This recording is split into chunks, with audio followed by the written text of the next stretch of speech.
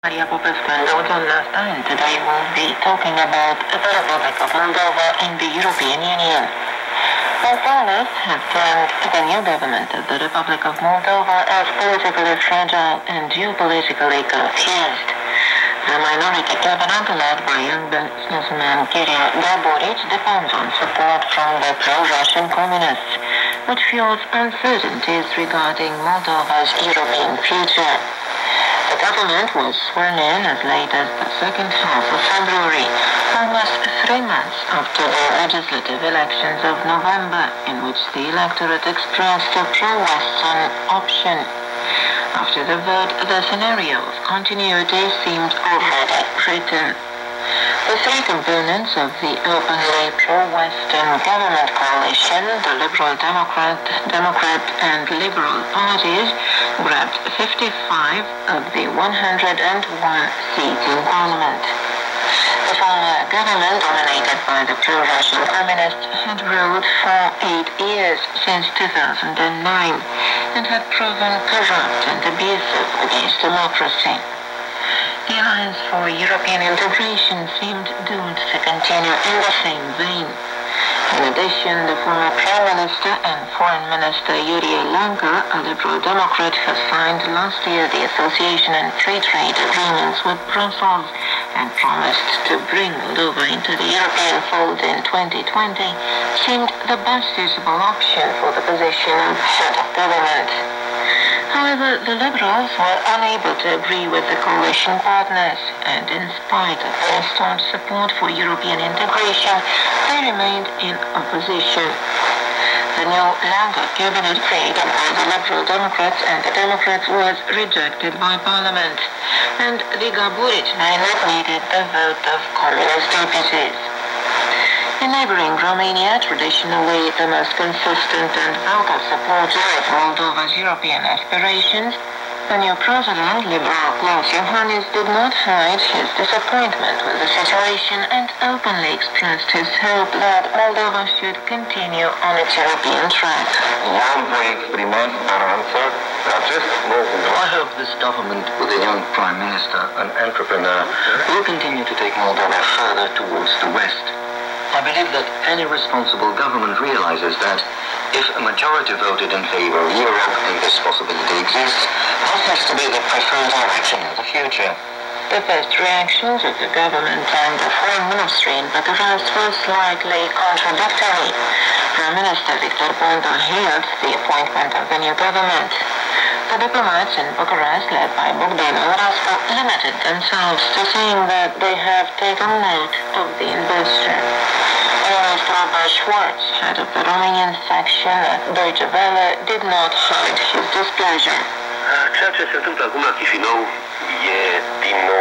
What is happening now in Chișinău is a charade, typical of the political stage in Moldova. I can afford to say that clearly because the voters who went to the polls on November the 30th in the parliamentary election imagined something completely different. They voted for pro-European parties, and our parliament swore in a new government with communist votes. It is a government challenged by civil society, and the European Union's reaction seems to me symptomatic too. It is very reserved. The United States was not in a hurry either to salute what happened in Chișinău. What is interesting is also the fact that the Romanian Prime Minister Victor Ponta hailed the new government and the new Prime Minister Gaboric. The Foreign Minister was much more reserved. Minister Aurescu knows much better what is going on, maybe even better than Prime Minister Ponta, when he simply took note and did not jump quickly on the opportunity to salute developments there, because now we can expect a much more visible turn towards Moscow. In other words, Chișinău remains in a grey area with a frozen conflict in Transnistria, and the solution for the Europeanization of Moldova, I believe, is now more remote after the new government takes office. Subsequently, Ponta himself said that he was not in fact happy with the situation in the Republic of Moldova, where there is a minority government dependent on the communists, recalling that in 2014 she worked great together with the Lenka cabinet, supported by all the three pro-European parties. far from sharing his predecessor's optimism, Prime Minister Gaboric warned that the Republic of Moldova, poor and poorly managed, undermined by corruption and political squabbles, is very far from living up to European standards. It is nonsensical to talk about European integration in a country rocked by many years of scandal, non-transparent privatizations, without the normality of the rule of law. All this talk about European perspectives is counterproductive rhetoric. What is certain is that the first foreign visit made by Gaboric was to Brussels. After meeting him, the EU High Representative for European Foreign Policy and Security, Federica Mogherini, said that the new government in Chisinau was a sign that the country resumed its commitment to European principles.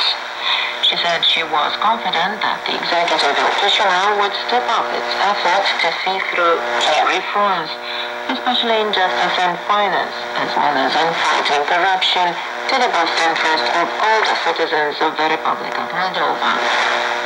You have been listening to The Future Starts Today, a feature you can revisit online at rri.ro and on Facebook.